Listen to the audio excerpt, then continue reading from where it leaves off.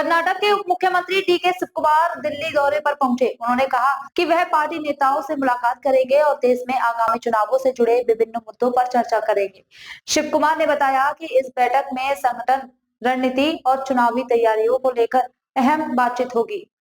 chief minister request पಡ್ಕೊಂಡಿದ್ದೀನಿ ಎಲ್ಲ ನಿನ್ನೆ ಎಲ್ಲ ಬಜೆಟ್ ಮೀಟಿಂಗ್ ಮಾಡಿದ್ದೀನಿ ನಾನು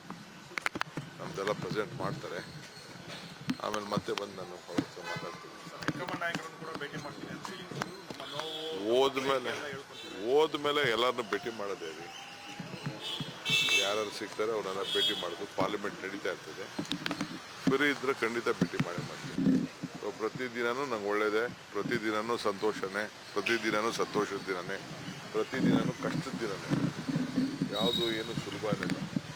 ಪ್ರತಿದಿನನೂ ಜನರನ್ನ ಸಮಸ್ಯೆನ ಬಗೆಹರಿಸಬೇಕಾದ್ರೆ ಅನೇಕ ಕಷ್ಟಗಳು ಕಾರ್ಪಣ್ಯಗಳು ಇದ್ದೇ ಇರ್ತವೆ ಅಡಕುಗಳು ತೊಡಕುಗಳು ಇದ್ದೇ ಇರ್ತವೆ ಟೀಕೆಗಳು ಬರ್ತಾನೆ ಇರ್ತದೆ ಟೀಕೆಗಳನ್ನ ಎದುರಿಸಲೇಬೇಕು ನಮ್ಮ ಕೆಲಸ ಮುಂದುವರಿಸಲೇಬೇಕು